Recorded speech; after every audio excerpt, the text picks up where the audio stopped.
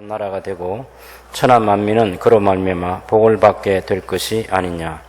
내가 그로 그 자식과 권속에게 명하여 여호와의 도를 지켜 의와 공도를 행하게 하려고 그를 택하였나니 이는 여호와가 아브라함에게 대하여 말한 일을 이루려 함이니라. 여호와께서 또 이르시되 소돔과 고모라에 대한 부르짖음이 크고 그 죄악이 심히 무거우니 내가 이제 내려가서 그 모든 행한 것이 과연 내게 들린 부르짖음과 같은지 그렇지 않은지 내가 보고 알려 하노라. 그래서 이제 소돔 성의 멸망에 대한 소식을 아브라함이 듣게 되고 아브라함이 중보 기도를 간절히 하게 되는 게 22절에서 마지막 33절까지 의인 50명, 40명, 30명, 20명, 10명 이렇게 그 정도의 의인이 있으면 용서해 주시지 않겠느냐 하는 간절한 기도를 하게 되죠. 하나님께서 그렇게 해주시겠다고 했지만 아브라함은 그런 더 이상 10명이 되는 그 자신감을 갖지 못한 채 기도를 포기하고 하나님께서도 아브라함과 말씀을 마치시고 가시고 또 아브라함도 자기 곳으로 돌아갔습니다. 창세기 19장에 보면 소돔과 고모라 성에 대한 두 천사의 방문이 있고 롯의 가족들을 구원하시고 그 다음에 이제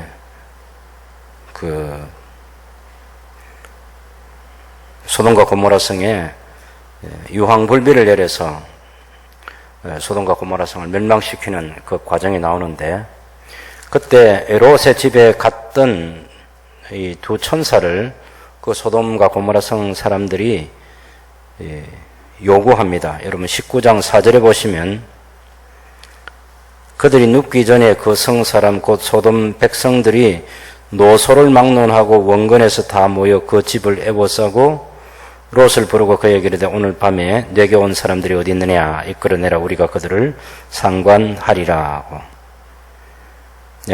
당연히 이 천사가 여자가 아닌 것은 여러분 아실 것이고 7절에 보면 롯이 내 형제들아 이런 악을 행하지 말라 내게 남자를 가까이 하지 아니한 두 딸이 있노라 청하건대 내가 그들을 너희에게로 이끌어내리니 너희 눈에 좋을 대로 그들에게 행하고 이 사람들은 내 집에 들어갔은즉 이 사람들에겐 아무 일도 저지르지 말라.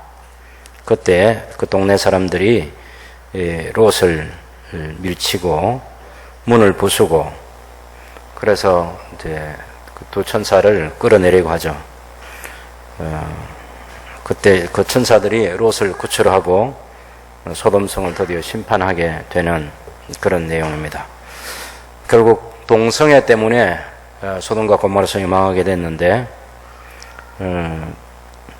23절 보시면 19장 23절에 롯이 소알에 들어갈 때 해가 돋았고 여호와께서 하늘 곧 여호와께로부터 유황과 불을 소돔과 고모라에 비같이 내리사 그 성들과 온 들과 성에 거주하는 모든 백성과 땅에 난 것을 다 엎어 멸하셨더라. 롯의 아내는 뒤를 돌아보았으므로 소금 기둥이 되었고 아브라함이 아침 일찍 일어나 여호와 앞에 서 있던 곳에 이르러 소돔과 고모라와 그 온 지역을 향하여 눈을 들어 용기가 옹기 가마의 용기같이 치솟음을 보았더라. 하나님이 그 지역의 성을 멸하실 때 곧 롯이 거주하는 성을 엎으실 때에 하나님이 아브라함을 생각하사 롯을 그 엎으시는 중에서 내보내셨더라. 이렇게 말씀하고 있습니다. 결국 소돔과 고모라 성은 동성애 때문에 결국 망하게 된 그런 도시인데 성경 기자가 아브라함을 통해서 하나님께서 하고자 하시는 거룩한 하나님의 나라 건설에 대한 계획을 얘기하면서 소돔성 멸망에 대한 얘기를 하는 거죠. 그래서 이 둘이 나란히 있는 이 본문을 우리가 이해할 때 하나님이 궁극적으로 원하시는 게 무엇인지 또 하나님께서 건설하시는 거룩한 하나님의 나라가 아니면 하나님의 심판의 대상이 된다는 사실을 강조해 주고 있는 거죠. 그러면서 아브라함과 그의 자손 후대 사람들에게는 하나님의 이 뜻이 실현되는 그런 거룩한 나라를 건설해야 한다. 그런 사명감을 주는 말씀이 오늘 본문 말씀인데 오늘 저녁에 이제 동성애 반대에 대한 우리 한국교회 총연합회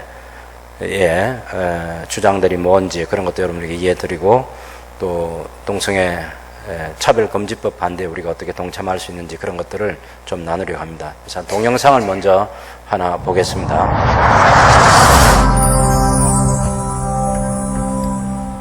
차별금지라는 좋은 말로 포장된 차별금지법. 평등법은 과연 더 평등한 세상을 만들 수 있을까요? 아닙니다. 동성애자들은 이미 특권을 누리고 있습니다.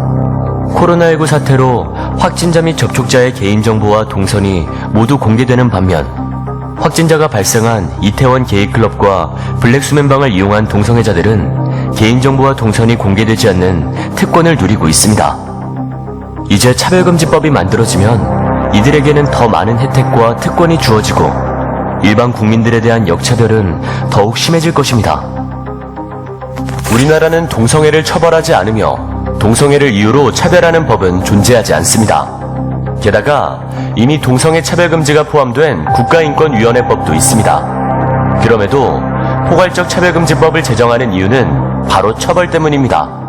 시정명령, 이행강제금, 징벌적 손해배상, 형사처벌 등 강력한 법적인 제재를 통해 LGBT의 특권을 보장하는 법이 바로 차별금지법입니다. 모욕감, 수치심 등 주관적인 감정의 영역조차 혐오라는 이름으로 적극적으로 법적 책임을 지게 하는 포괄적 차별금지법이 제정되면 윤리와 양심을 따르는 일반 국민들은 역차별을 받게 됩니다. 예를 들어 동성애의 보건적 유해성에 대한 사실을 말하거나 동성결혼에 동의하지 않는다는 의견을 표현하면 직장에서 징계를 받거나 차별소송을 당하게 됩니다. 이와 같이 차별금지법은 헌법에서 보장된 일반인들의 신앙과 양심, 학문과 표현의 자유를 침해하고 선량한 국민들을 범법자로 만들어버립니다. 동성애는 타고나는 것이라 어쩔 수 없지 않냐는 세간의 통념과는 달리 동성애는 선천적인 것이 아닙니다. 하버드, 캠브리지 대학 등 국제연구진은 동성애 경험이 있는 47만 7,500여 명의 유전자를 조사한 결과 동성애와 관련된 특정 유전자는 없다고 사이언스지에 발표했습니다. 동성애는 성적 취향일 뿐입니다. 게다가 남성 동성 간의 학문 선교는 HIV, 에이즈의 주요 전파 경로이며 에이즈 치료비는 100% 국민 세금으로 지원됩니다. 약값뿐만 아니라 각종 검사비, 입원비, 수술비, 합병증 치료비, 심지어 간병비까지 100% 국민 세금으로 지원하는 질병은 에이즈뿐입니다. 이처럼 심각한 사회적 폐해를 일으키고 있는 동성애, 성적 지향을 포함하는 차별금지법을 강행하면 어떤 폐해가 초래되는지 해외 사례를 살펴보겠습니다. 첫 번째, 차별금지법은 학교에서 동성애 옹호, 조장 교육을 강제합니다. 영국은 차별금지법 통과 후 초등학교에서 동성 친구에게 청혼 연애 편지를 쓰는 수업을 하는 등 교육과정이 바뀌었고, 교내 퀴어 축제에 모든 학생들이 참여하도록 강제하였으며 참여하지 않은 학생들은 불이익을 당하게 되었습니다. 이러한 교육의 결과 최근 10년간 성 정체성이 트랜스젠더라는 청소년이 2,500% 이상 증가한 것으로 밝혀져 충격을 주고 있습니다. 두 번째, 차별금지법이 제정되면 군인 간 동성 성행위가 합법화되며 성전환 수술 없이도 성별 변경이 가능해져 병역기피 수단으로 악용될 수 있습니다. 차별금지법 제정 후 영국에서는 군대 내의 동성 성행위가 허용되었으며 캐나다에서는 자동차 보험료를 절약하기 위해 남성이 여성으로 성별을 변경한 보험 사기 사건이 발생하였습니다. 세 번째, 차별금지법은 여성의 안전권과 프라이버시권을 위협하는 여성 역차별법입니다. 성전환 수술이 없이 스스로 여성이라 주장하는 남성이 여성 화장실과 탈의실을 사용하도록 허용해준 나라에서 이를 악용한 성범죄들이 많이 발생하였습니다. 성전환 수술을 하지 않은 트랜스젠더에 의해 5세 여아가 성폭행당한 사건 등 성범죄가 끊이질 않아 성중립 화장실을 폐쇄하는 학교들이 증가하는 추세입니다. 미국 여성 격투기 경기에서 남성에서 여성으로 성전환을 한 선수에 의해 여성 선수의 두개골이 파손되는 심각한 부상을 입었습니다.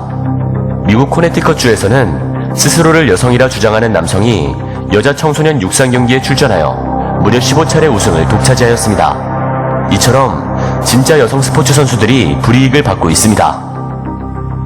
네 번째, 차별금지법은 자녀의 동성애, 성전환 성행에 반대하는 부모의 양육권을 박탈시킵니다. 캐나다 온타리오주는 자녀의 성전환을 반대하는 부모의 양육권을 빼앗는 법안을 통과시켰으며 미국 텍사스주에서 2019년에 7세 아들의 성전환을 반대한 아빠의 양육권을 박탈하는 판결이 내려졌습니다. 이러한 사례는 무수하게 많습니다.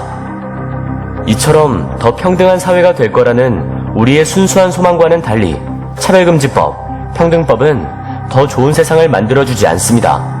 오히려 건전한 윤리의식을 가진 국민들의 자유가 억압당하고 역차별을 당하는 더욱 불평등한 사회를 초래할 뿐입니다. 국민 여러분, 건강한 자유민주주의 사회를 지키기 위해 평등법의 제정을 막아야 합니다.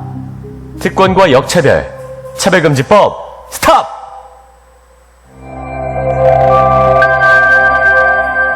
예, 동영상 스탑하시고 PPT를 좀 보시겠습니다.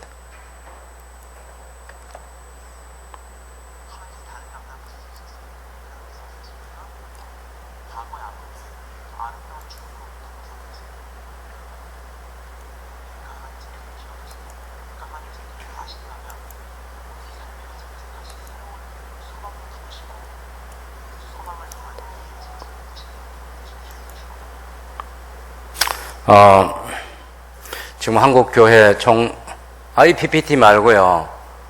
두 번째 보내준 것 보여주세요. 똑같은 내용인데 성경 내용이 들어있는 게 있습니다.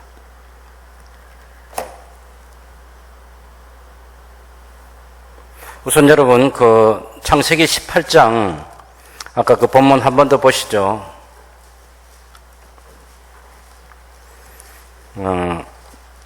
19절 말씀입니다. 내가 그로 그 자식과 권속에게 명하여 여호와의 도를 지켜 의와 공도를 행하게 하려고 그를 택하였느니 이는 나 여호와가 아브라함에게 대하여 말한 일을 이루려 함이니라. 거기 의와 공도라고 그러는데 의를 히브리어로 처다카라고 이렇게 말합니다. 차딕 혹은 처다카라는 그런 말이 의라는 말이고, 뒤에 공도는 미시파트라는 겁니다. 미시파트. 제가 이렇게 히브리어를 강조하는 이유가 있어요. 성경에 보면 구약 성경에 여러분 공의라는 말 들어보셨고 정의라는 말 들어보셨죠? 아모스에서 특히 많이 나오는데 제가 너무 답답해서 구약 성경에 있는 정의와 공의를 다 찾았어요. 전부 찾아가지고 히브리어를 어떻게든지 정리를 해보니까 공의는 공의라는 이 말은 처다카라는 말이고 정의라는 말은 미시파트라는 말로 번역하는 것이 잘 번역된 거예요. 여기저기 막 혼란이 일어나 있는데 그런 것들은 앞에 있는 성경이 어떻게 번역했나 하는 것을 보고 잘못된 걸 잘못되게 또다시 번역하고 그런 과정이 생긴 것이고 거기 보면 의와 공도를 행하게 하라고 할 때 의는 처다카, 공도는 미시파트. 그래서 바른 성경에 보면 공의와 정의를 행하게 하고 이렇게 되어 있어요. 여러분의 성경에도 그걸 표기를 해두면 앞으로 성경할 때 의는 뭐고 공도는 뭐냐 그런 게 아니고 공의와 정의 이렇게 고쳐서 읽으면 좋겠습니다. 고영민 박사가 번역한 원문 문장에도 보면 내가 아브라함을 선택한 그가 자기의 자녀들과 그 뒤에 올 자기의 집안 자손들에게 명령을 내려 그들로 하여금 공의와 정의를 실천함으로써 여호와의 도를 지키게 하기 위한 것이다. 의라고 되어 있는 것이 공의, 또 공도라고 되어 있는 것이 정의를 말하는 그런 미시파트라고 하는. 그러면 하나님께서 이런 거룩한 나라를 만드실 때 시작하신 게 어디냐면은 창세기 1장에 나오는 그리고 2장에도 계속되고 있는 하나님께서 사람을 남자와 여자로 창조하신 부분입니다. 그 다음 PPT 보여주시죠. 거기 보면 태초에 하나님께서 하나님 형상대로 사람을 창조하셨는데 창세기 1장 26절에 보면 하나님이 이르시되 우리의 형상을 따라 우리의 모양대로 우리가 사람을 만들고 할 때 아담이라고 그렇게 말하는 사람을 만들고 그들로 바다의 물고기와 하늘의 새와 가축과 온 땅에 기는 모든 것을 다스리게 하자. 그랬어요. 그러면서 하나님이 1장 27절에 보면 하나님이 자기 형상 곧 하나님의 형상대로 사람 아담을 창조하시되 남자와 여자를 창조하셨어요. 남자를 자카르라 말하고 여자를 네케바라고 말해요. 네케바. 남자는 자카르고 여자는 네케바입니다. 창세기 1장 27절에 거기 여러분 성경을 펴셔서 거기다가 써놓으세요. 1장 26절에 우리가 사람을 만들자 할 때 그 사람은 아담입니다. 아담. 네, 아담. 그 다음에 27절에 하나님이 자기 형상 곧 하나님의 형상대로 사람을 창조하시되 이거 사람은 아담이겠죠. 뒤에 남자는 자카르입니다. 자카르. 여자는 네케바입니다. 네케바.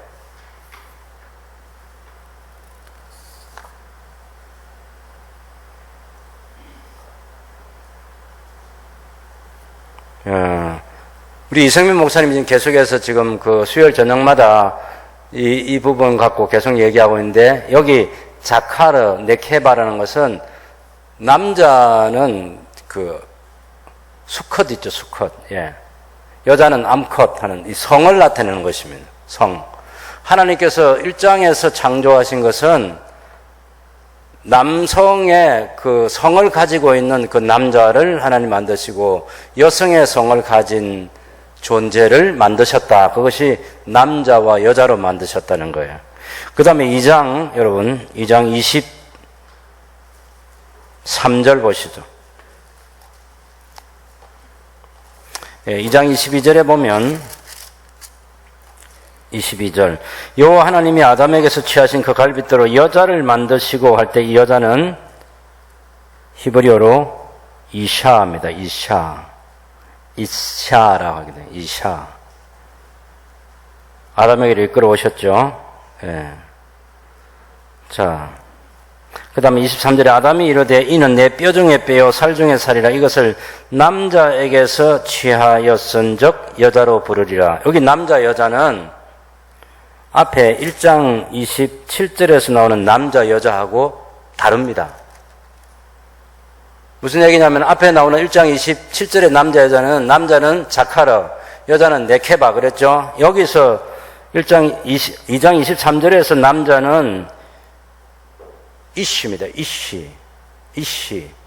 이시가 남자고 여자는 그 이시라는 히브리어 뒤에 여성형 전멸을 붙여가지고 이샤라고 이렇게 되어 있어요. 이샤.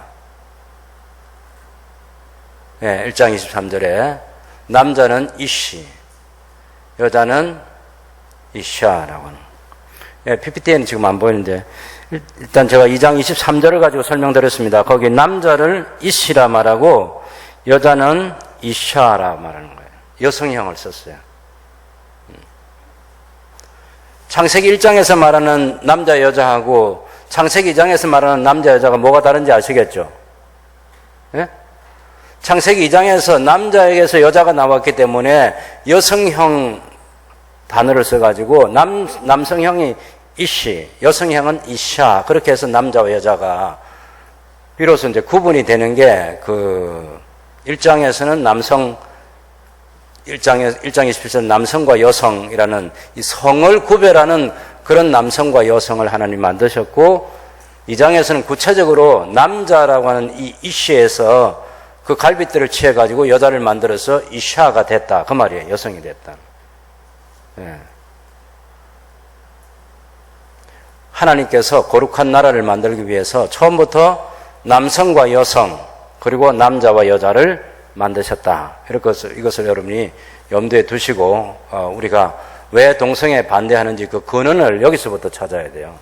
최초에 하나님께서 사람을 만드실 때 사람을 만드는데 남성이라는 성을 가진 존재와 여성이라는 성을 가진 존재를 성이 구별되는 이 자카르 네케바를 만드셨고 그 남성을 가지고 있는 그 사람을 이시, 남자라고 부르고 여성을 가지고 있는 남자의 갈빗뼈를 취해가지고 만든 그 존재를 여성이라고 해서 이샤라 그렇게 불렀다 그 말이에요. 이것을 선명하게 구분하시면 왜 우리가 동성애를 수많은 성을 얘기하는 젠더라는 그런 이데올로기가 왜 잘못됐는지 그런 것을 알 수 있겠습니다. 그 다음 페이지 한번 보시죠. 예. 지금 한교총에서 헌법에 보장된 신앙과 양심, 학문과 표현의 자유를 억압하는 포괄적 차별금지법에 우리가 반대합니다. 예, 동성애가는 사실을 보시면요. 동성애가 선천적이라는 그런 과학적 증거는 없습니다. 200개 이상의 논문을 검토한 존스 호킨스 대학 교수팀의 결론은 성적 지향은 타고나는 것이 아니고 생물학적으로 사람의 속성으로 고정됐다는 그런 관념이나 성별 정체성은 타고난 것이고 생물학적으로 고정됐다는 관념을 뒷받침하는 과학적인 증거는 없다. 그래서 성적 취향이라는 거, 아까 처음에 우리 영상 보신 것처럼 그런 거랍니다. 동성애자나 성전환자는 일반인들에 비해서 정신병과 사회적 문제를 많이 경험합니다. 불안하고 우울증과 자살과 또 폭력과 약물 남용 등 그런 것들을 계속해서 경험하게 되는 것이 동성애자든지 남성이 여성이 되고 여성이 남성이 되는 그런 성전환을 한 일반인들에게 일어나는 그런 현상들입니다. 지나간 시간에 그 헌법재판소와 대법원은 동성애는 부도덕한 성적 만족 행위라고 판결을 내렸습니다. 헌법재판소는 2001년 그리고 2008년, 2012년 대법원은 2008년에 동성간 성행위는 비정상적 성행위이고 학문 성교와 추행이나 모두 객관적으로 일반인들에게 혐오감을 일으키게 하고 선량한 성적 도덕관념에 반하는 성적 만족 행위다. 이렇게 여러 차례에 걸쳐서 헌법재판소가 해놨어요. 근데 지금 헌법재판소 지금 구성원은 좀 다른 구성원들에 대해서 어떻게 또 결론을 내려줄지 몰라요. 예, 어쨌든 지난번에 여러 번에 걸쳐서 동성애는 부도덕한 성적 만족 행위다라는 그런 판결을 내린 것입니다. 그 다음 보시면 동성애는 사회적 폐해를 유발하고 있습니다. 이것이 남성 동성애자 간의 성접촉이 에이즈의 주요한 전파 경로라고 제4차 국민건강정진종합계획에도 나와 있고 보건복지부에 그리고 한국건강정진원에서도 이 사실을 이미 다 알려놓았습니다. 그런데도 지금 인권위원회와 정당 가운데 진보정당을 중심으로 해서 포괄적 차별금지법을 만들어서 동성애를 조장하는 그런 일들을 더 많이 하려고 하는 것이죠. 동성애자의 인권은 당연히 보호해야 됩니다. 자기의 성적 취향에서 동성애자가 됐다 할지라도 우리 동성애자 그 사람은 우리도 구원하려고 도와주고 치료하기 위해서 도와주고 관심을 가져줘야 되고 차별하면 안 되지만 이것을 이제 법으로 제정해가지고 사회적 폐해를 주는 그런 동성애 행위 자체를 조장하는 그런 것들에 대해서는 당연히 반대를 해야 되는 거죠. 동성애가 심각한 사회적 폐해를 유발하는 것은 조금 전에 말씀드린 에이즈가 확산 통로이고 동성애는 부도덕한 성적 만족 행위의 헌재와 대법원의 판결이 있고 또 선천적이 아니고 자유의지의 성적 자기 결정권을 가지고 동성애를 선택하는 것이 동성애가 유전자가 있는 그런 게 아니라는 것을 얘기하는 것이죠. 그 다음에 동성애자는 보호받아야 될 사회적 소수자가 아닙니다. 거기 이제 여러분 도표를 잘 보시면 사회적 소수자와 사회적 관심자에 대해서 했는데 사회적 소수자는 불가항력적인 사유에 의해서 장애를 입었거나 또 나이가 많고 적음이나 이건 내가 나이가 많아지고 싶다고 해서 많아지고 또 적어지고 싶다고 해서 적어지고 그런 게 아니잖아요. 성별, 남성과 여성도 하나님께 창조하실 때 남성으로 여성으로 그렇게 창조하신 것이고 피부색도 예. 어떤 사람 저도 이제 부러운 사람들이 어떤 사람인가 하면 햇볕에 나가서 빨갛게 탔어요. 우리는 저 같은 사람은 이제 겨울을 지내고 봄이 돌아와야만 원래 색깔로 돌아갈까 말까 하는데 피부가 좋은 사람은 빨갛다가 그냥 다시 희게 돌아오는 그런 피부 보면 부럽죠. 어쨌든 이건 불가항력적이에요. 우리가 어찌할 수 없는 거라 그 말입니다. 근데 국적도 자기가 태어나고 싶은 곳에서 오늘 낮에 어떤 우리 김형기 목사님 그 딸과 아들은 미국 국적을 미국에서 태어났으니까.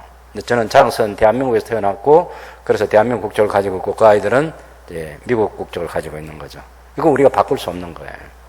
그런 것은 사회적 소수자일 수 있는 거죠.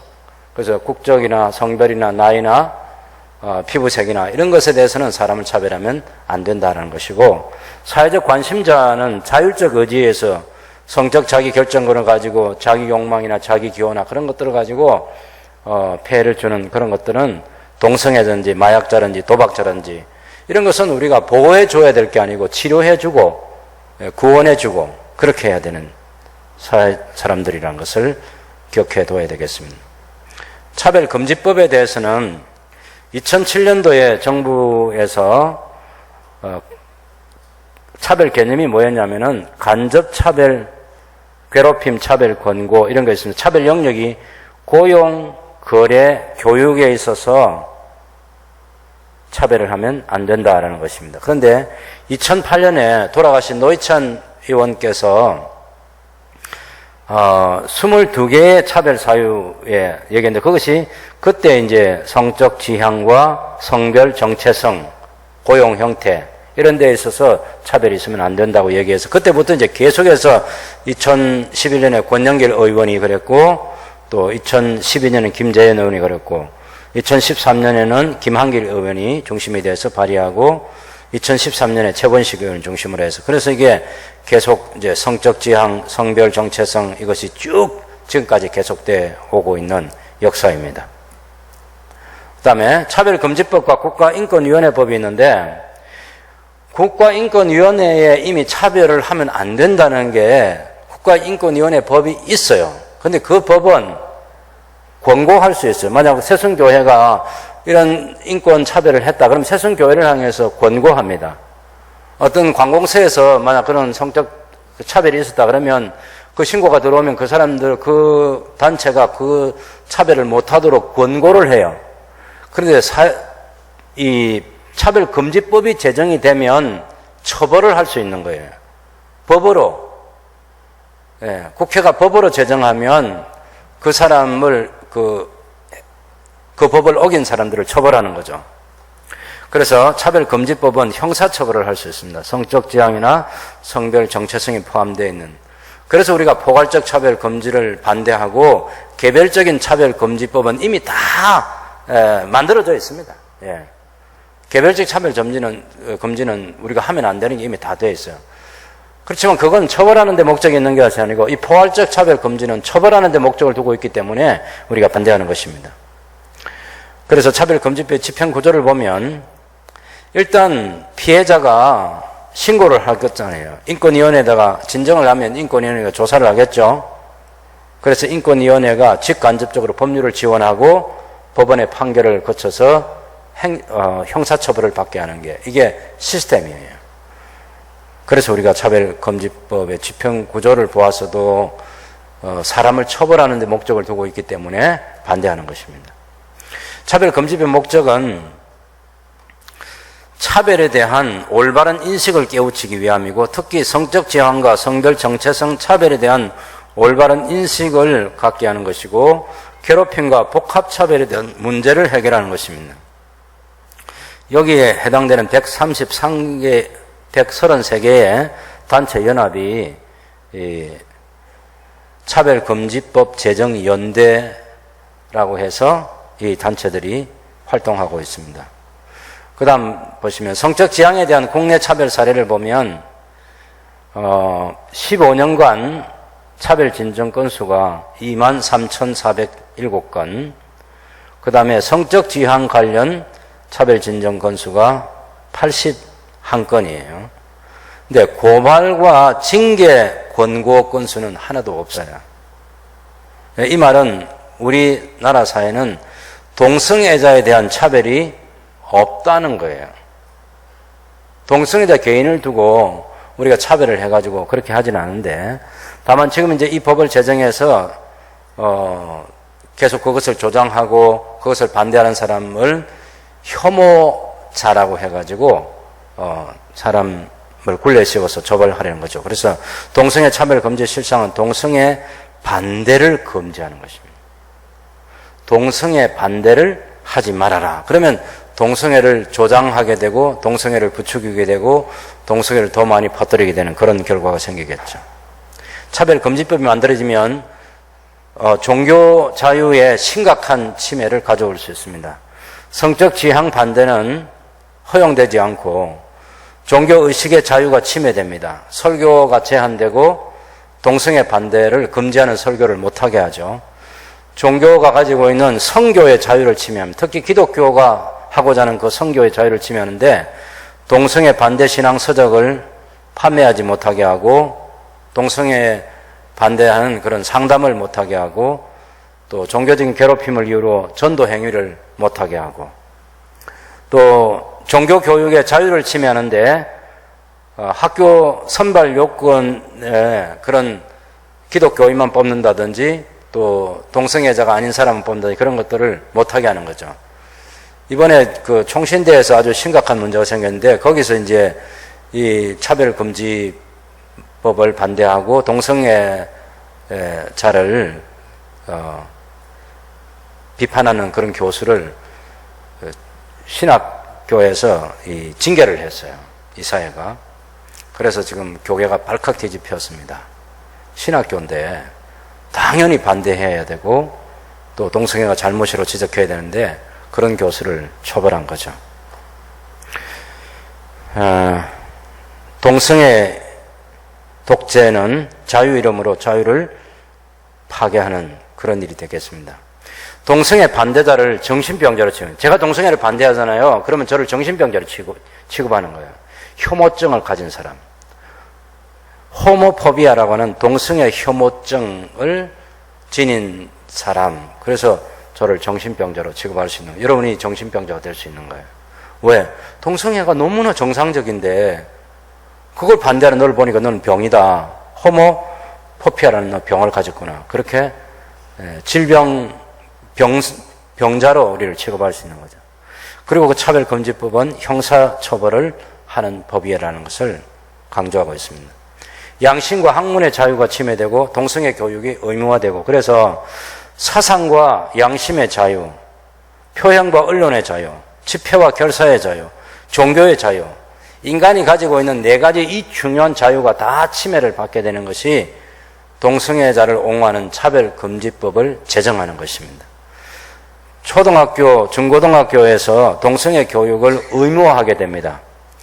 그래서 캘리포니아 주에서 동성애 의무 교육 법안을 폐지하기 위한 이 슬로건을 내걸었는데 그것이 Stop SB48. 이 SB48이 그 사실 동성애 교육을 의무화하는 그런 교육법인데 그것을 폐지해달라는 그런 일을 시작했습니다. 여러분이 아이들을 마음 놓고 학교에 보낼 수 없는, 제가 캐나다에 제 친구가 있는데 그 친구가 우리에게 이런 얘기를 했어요. 제발 캐나다에 선교사를 좀 보내달라. 캐나다에 있는 우리 선교사 자녀들이 너무 힘들고 괴로운 그런 상황에서 학교를 다녀야 되고 너무 어려운 처지에 있고 그것을 뭐 연령대별로 성교육을 이렇게 시켜서 몇 살 때는 어떤 교육, 또 몇 살 때는 어떤 교육, 어떤 교육에서 결국은 이런 동성애와 성경이 허락하지 않는 그런 난교 같은 것들을 하도록 하는 온 세상이 지금 뒤틀려 있다는 사실을 깨닫게 됩니다. 이 법이 만들어지면 결국 에이즈 감염이 급증하게 되고 건강한 가정이 파괴되고 사회가 무너지는 그런 일이 생기게 될 것입니다. 에이즈 감염 급증과 함께 치료비가 우리 모두 국민이 부담해야 되는 100% 에이즈는 국가가 부담합니다. 국가가 무슨 돈이 있습니까? 우리 국민들이 낸 세금으로 국가를 운영하는 거죠. 그래서 미국은 지금 인구 대비 에이즈 감염 비율이 우리나라보다 20배나 더 높다고 하고 우리나라도 이 법이 제정되면 미국 못지않게 그렇게 계속해서 증가를 할 수 있겠죠. 건강한 가정이 파괴되고 사회가 훼손됩니다. 하나님께서 경건한 자손의 번성을 통해서 거룩한 나라를 만들려고 하는 것이 하나님의 뜻이라고 하는 것을 이미 우리는 알고 있습니다. 사회복지시설에서 얼마 전에 종교행위를 금지하는 그런 공문이 전달됐습니다. 사회복지사업법 일부 개정 법률안에서 종교행위 강요 특별신고센터를 만들어가지고 이 사회복지시설에서 그런 차별이 있으면 신고해라 그랬죠. 그래서 우리가 지금 사실은 그 NGO 단체들 가운데서도 복음을 전파하면서 슬로건을 내건 것은 기아 대책밖에 없습니다. 다른 모든 그 NGO들은 그런 복음 전파를 목적으로 하지 않습니다.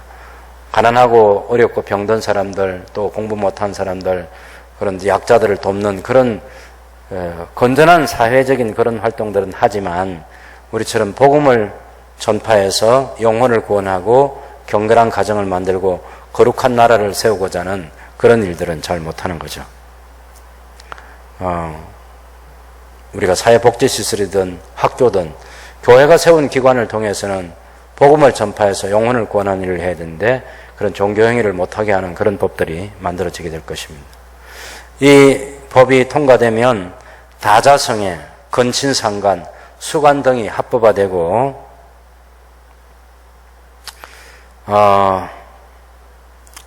이제 결혼을 혼자만 하는 게 아니고 남자 여자 둘만 하는 거 아니면 두 사람만 결혼하는 것이 아니고 여러 사람이 결혼을 할 수도 중혼이 되는 거예요. 그런 것들도 얼마든지 만들어질 수 있습니다. 얼마 전에 그 한동대 동아리 가운데 들꽃이라는 동아리가 있는데 거기서 이제 동성애와 다자성애를 주장하는 강연회를 개최했는데 한동대에서 그 학생들을 징계했는데 이것이 이제 인권위원회가 또 개입돼 가지고 학교를 권고하고 또 시정 안 하면 또다시 불이익을 주고 하는 그런 일들을 합니다. 그 한동대에 가보시면 어느 신학교 못지않게 신학교 냄새가 물씬 풍기는 곳이 그곳입니다.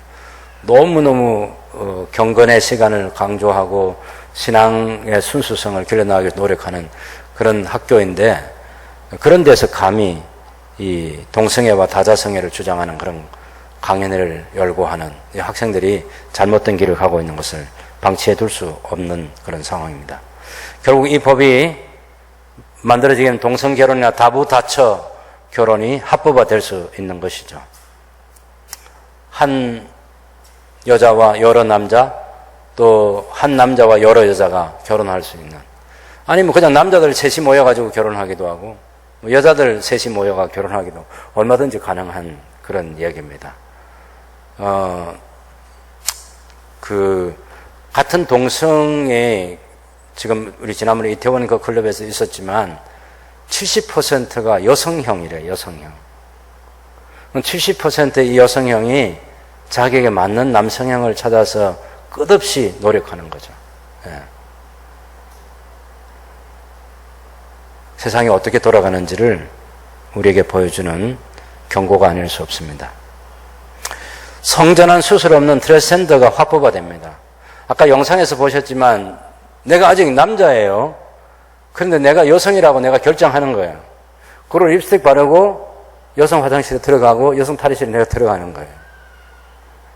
이 얼마나 무서운 일들이 일어납니까? 성전환 없이 남성과 여성이 얼마든지 바뀔 수 있는 법을 이미 다른 여러 나라에서도 만들었고 우리 한국도 그런 것을 만들려고 합니다. 양성평등이 아닌 성평등에 합법합니다. 양성평등과 성평등은 달라요. 양성은 아까 창세기 1장에서 얘기한 것처럼 하나님께서 자카르라는 이 남성과 네케바라는 여성을 하나님 만들었어요. 이 하나님의 형상대로 지원받았는데 여성은 하나님의 형상이 덜하고 남성이 하나님의 형상이 더 우월하고 그렇게 아니고 똑같은 하나님의 형상대로 지원받은 양성이 평등합니다. 이 부분을 우리가 인정해야 돼요. 지금은 남존 여비 사상도 오랫동안 있기도 하고 어떤 사회는 모계가 더 힘 있는 그런 사회도 만들었지만 그것은 창세기 3장에서 말하는 인간이 타락한 이후에 일어났던 그런 사회적 현상일 뿐이지 창세기 2장에 들어온 에덴 동산에서의 아담과 하와는 양성이 평등성을 유지하면서 남성은 남성으로서 받은 사명을 감당하고 여성은 여성으로서의 사명을 감당하는 그런 건강한 가정과 사회가 만들어질 수 있었는데 인간이 타락함을 말미암아 지금까지 역사 속에서 그런 불행한 일들이 일어났습니다. 그래서 양성평등은 생물학적 성을 중요시 여기는 것이고 성평등은 사회학적인 성, 젠더라는 수십 가지의 성을 만들어가지고 그런 성적 지향, 자기 결정권을 갖는 그런 무서운 사회 현상을 만들어낼 수 있는 불행한 일들이 일어날 것입니다. 사회학적인 성은 생물학적 성과는 상관없이 50여 개 성별 중에서 하나를 임의로 선택할 수 있는 것을 뜻한다고 말할 수 있습니다. 양성평등 사회와 성평등 사회가 될 때 이런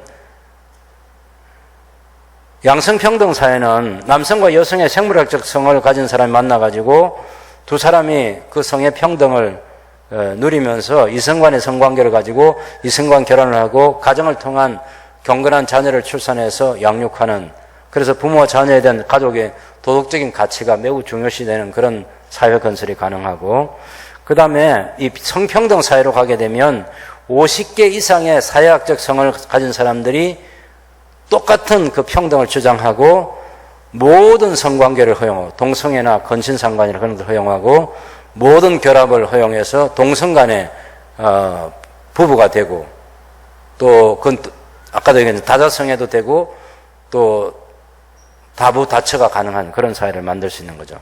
그래서 인공적인 방법으로 자녀를 동성끼리 만나서니까 정상적으로 사람을 만들어낼 수 없잖아요. 아마 앞으로는 AI 인공지능이 발달한 그런 남자 여자도 만들어서 그런 인조인간하고도 살게 되는 그런 사회가 급속하게 다가오지 않을까, 그런 두려운 생각을 갖고 있습니다. 인간이 계속해서 하나님을 거역하는 그런 쪽으로 온 세계가 달려가고 있다는 것을 알 수 있고, 역사적으로 보면 이 차별금지법 허용된 해외 사례에서 보면 동성애 반대 설교를 한 스웨덴의 아케그린 목사가 동성애가 죄이기 때문에 회개하면 말씀의 능력으로 이어서 벗어날 수 있다고 하는 이 설교를 해가지고 1심에서 징역 1개월을 선고받았습니다. 동성애와 제3의 성을 주장하는 목회자가 영국 성공회는 동성애 주교를 허용하고, 미국의 PCUSA는 이 장로교입니다. 연합장로교인데 제일 큰 장로교 교단이에요. 최초로 제3의 성, 정체성을 주장하는 그런 목회자를 임명했습니다. 그런 사람을. 그래서 미국에 가보면 그런 장로교, 감리교, 루트교 할 것 없이 그 무지개 깃발 같은 그런 거 꽂아서 동성애자를 옹호하는 그런 교회라는 것을 표식을 많이 해놓았습니다. 동성애 반대 기독교 대학교가 인가가 취소되는 그런 일들도 일어날 수 있습니다. 정부 지원금을 지원하는 것을 제외할 수도 있고, 또 그런 동성애 반대하는 대학교의 로스쿨을 인가 취소할 수 있는 그런 일이 캐나다 밴쿠버에서 있었습니다. 그래서 우리 한국에도 지금 이것이 합법화되면 끝까지 반대하는 우리 고신대학이나 고려신학대학원 같은 경우는 인가 취소를 받을 수도 있겠죠. 뭐 학교 인가 받지 못한 데서 목사는 또 길러내면 되니까 두려워할 필요는 없기는 하지만, 어쨌든 일시적인 현상이라도 사회적 불이익을 당해야 되고 그것을 감내하면서 살아가야 되는 그런 시대가 올지 모르겠습니다. 여자 육상 경기에서 아까 봤죠. 그 남자가 자기가 여성이라고 해서 여자들과 같이 뛰어가지고 우승하는 거예요. 예. 미국 코네티컷주의 청소년 여자 육상 경기에서 남자가 우승했는데 2019년 2월 달입니다, 그게. 그 다음에 가브리엘 루덱이라는 사람은 남자로서 이라크 참전 용사였는데 여자 농구 선수로 출전해가지고 여학생들의 학부모들이 강력히 항의하는 그런 일이 일어났지만은 무시되고, 이 참전 용사가 여자 농구팀에 들어가서 농구를 하였습니다. 해군 출신 남성이었던 트랜스젠더가 여성 격투기 경기에 나가서 상대방의 두개골을 파손하는 파괴하는 그런 일이 벌어졌습니다. 아까 이것도 영상에 잠깐 나왔습니다. 성중립 화장실과 탈의실이 성용하게 되는 거죠. 앞으로 화장실 가기가 두려운 그런 때가 올 것입니다. 참적 금지법 제정 반대로 기독교 단합이 필요하고, 사회 우리 그 정의당과 그 다음에 더불어민주당이 앞장서서 이 일을 하고 있는데, 전체는 아니고 민주당에도 많은 기독교인들이 있어요. 그런 사람들이 당연히 반대하겠죠. 근데 지금까지 보면 그런 국무위원들 가운데 기독교인 장로도 있고 집사가 있어도 그것을 막아내지 못하는 현실을 보았고, 또 국회의원들 중에도 많은 사람들이 반대하면서도 소수 발의자들이 추진한 그 법을 반대하지 못하고 합법화하는 그런 결론을 언제든지 내릴 수 있는 것이 지금의 정치 역학의 그런 모습들을 우리가 볼 수 있습니다. 지금까지는 이제 우리가 잘 막아냈는데 지금이 가장 큰 위기고 이걸 꼭 막아내야 되겠습니다. 성적 지향에 포함되지 않은 차별금지법도 반대하는 이유. 지금은 이제 살짝 성적 지향이라는 단어를 빼려고 합니다. 예. 또 설교자는 처벌받지 않는다 그런 것도 넣으려고 합니다. 그건 꼼수에 불과한 거예요. 예. 차별금지법에 성적 지향이 명시되지 않아도 차별금지법의 등이라는 이 단어를 써가지고 그 등 속에 성적 지향이 들어가서 처벌할 수 있는 거예요. 이 등이라는 말, 이거 무섭습니다. 뭐 기타 안건 사는 거 이런 거 있잖아요. 기타라 쓰는 거. 명시되지 않은데 그 속에 온갖 것 다 집어넣을 수 있어요. 예. 성적 지향이 자연스럽게 포함되는 결과가 되게 되고 차별 피해를 접수 조사하는 국가인권위원회가 해석을 어떻게 하느냐에 따라서 충분히 그 성적 지향이라는 단어가 들어가지 않아도 이 성소수자를 혐오하는 사람이라고 해서 처벌할 수 있게 될 것입니다. 차별금지법 제정은 어렵지만 일단 제정하고 나면 처음에 뭐 설교자에게 처벌하지 않는다고 했다가도 나중에 그 조항을 개정하는 것은 너무 쉽습니다. 성적 지향이라는 단어를 쓰지 않아도 나중에 성적 지향 단어를 개정하는 것은 너무 쉽게 개정이 됩니다. 예, 제가 여러 법안을 다루는 그런 일들을 보아서 충분히 이해할 수 있습니다. 그래서 차별금지법 제정은 어렵지만 우리가 끝까지 실험해서 막아내는 지금 이 최선의 전략이고 지금 막지 않으면 한국 교회가 큰 위기를 맞게 될 것입니다. 국가인권위원회법에서 성적 지향을 삭제해야 합니다.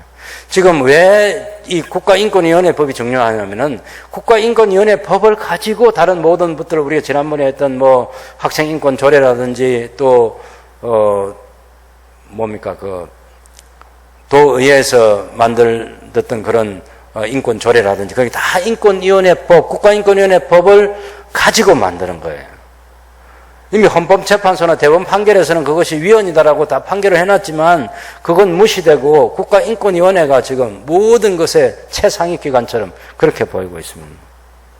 그래서 차별금지법의 성적 지향을 삭제하려면 국가인권위원회법에 있는 성적 지향이 먼저 삭제돼야만 그 다음에 이 법이 만들어지지 않을 수 있습니다. 네, 당연히 고난과 핍박을 각오해야 되겠죠. 뭐 괜찮습니다. 하나님 말씀대로 선포하고 하나님 말씀대로 살다가 벌금을 받으면 벌금 내고 감옥에 가면 감옥에 가고 고난 속에서 자라온 교회인데 더 거룩하게 되고 더 강한 용사가 되고 하나님께 영광을 돌리게 될 것입니다. 차별금지법 또한 성평등 사회 추진의 숨은 목적은 사회 체제를 변화시키고 가정을 파괴하고 윤리를 파괴하고 교회를 파괴하기 위해서 이보다 더 좋은 전략이 없습니다. 그래서 이것을 처음에 이런 숨은 목적을 가지고 그곳에 계셨던 이정훈 교수님이 거기서 나와가지고 지금은 교회를 위해서 교회 중심으로 회심해가지고 새로운 삶을 살면서 많은 활동들을 하고 있습니다. 우리 자녀들에게 무엇을 물려줄 것인가를 생각해서 거룩한 하나님의 나라 건설을 위해서 우리가 우리 삶을 살아야 되겠습니다. 악한 사상과 제도를 막고 거룩한 국가를 만들고 교회와 가정의 회복을 통해서 거룩한 국가를 만들고 다음 세대를 잘 양육해서 거룩한 국가를 만들어 가야 되겠습니다. 창세기 18장 19절에서 하나님의 본 마음을 아브라함에게 보여주실 때 공의롭고 정의로운 하나님의 공의와 정의가 시행되는 거룩한 나라, 그것이 하나님의 꿈이었는데 우리 교회가 이런 법을 잘 막아서 그 나라를 이루어가는 하나님의 일에 함께 동참하는 복된 성도의 삶을 살아갈 수 있게 되기를 바랍니다. 예. 여기까지 하고요. 중요한 것은 이제 서명을 해야 돼요. 서명을. 그 세 군데에다가 해야 되거든요. 지금 현재 그 정의당을 중심으로 해가지고 민주당 일부 사람들이 합류해서 국회 입법을 예고해 놓은 데가 있어요. 그것은 7월 15일까지가 막아야 되는 일입니다. 7월 15일까지 여러분들이 많이 반대를 해 주셔야 되고, 그 다음에 입법 예고 말고 국회 청원한 게 있어요. 그 청원한 그것도 거기도 들어가서 그건 7월 24일까지로 되어 있는데 그것 또한 우리가 반대해야 됩니다.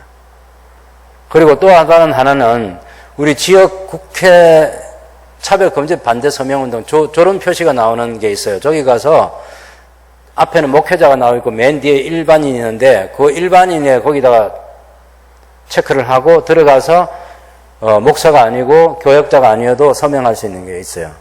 그래서 거기도 그 세 군데를 다 해주시면 입법 제정을 막기 위해서 우리가 할 수 있는 최선의 노력을 다하는 거죠.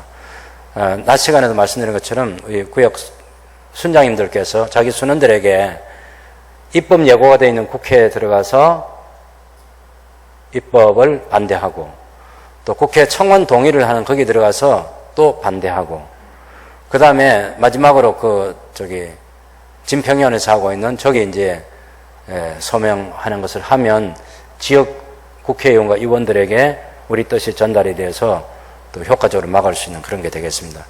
모든 순장님들에게나 성도님들에게 저 세 가지를 서명할 수 있는 그 사이트를 보내는데, 한 가지 불편한 것은 국회는 우리가 또 로그인을 해야 돼요. 아이디와 또 비밀번호를 해가지고 하는데 불편한데, 앞으로 계속해서 이제 국회하고는 싸울 수밖에 없어요. 이거 말고도 우리가 어떤 데는 찬성하고 어떤 데는 반대하고 그렇게 해야 될 일이 많거든요. 우리가 비싼 세금 내고 그 사람들 의회 활동하게 해놓고 우리는 법에 아무런 수많은 법들이 만들어지는데 그냥 내버려 두고 방치하는 것이 너무 억울하잖아요. 그래서 앞으로는 여러분, 우리 성도들은 적극적으로 국회에 들어가서 어떤 입법은 찬성하고 어떤 입법은 반대하고 그렇게 해서 우리 의사를 분명하게 밝히는 것이 성도의 의무를 다한다고 생각합니다. 그래서 이거 정치하는 거 아니에요. 네, 정치하는 거 아니에요. 건전한 국민 사회 활동이라고 그렇게 여러분이 이해하셔서, 우리나라가 거룩한 나라가 되는 데는 법이 거룩하게 제정이 안 되면 안 되는 일이기 때문에 좀 불편하더라도 국회도 자기의 아이디와 비밀번호를 가지고 입법이나 그런 게 있을 때마다 내가 반대하면 무슨 이유로 반대하는지, 찬성하면 뭐 때문에 내가 찬성하는지 그런 것들 의사를 밝히는 그런 시대를 우리가 열어가면 좋겠습니다. 잘해서 이 법을 막을 수 있게 되기를 바랍니다.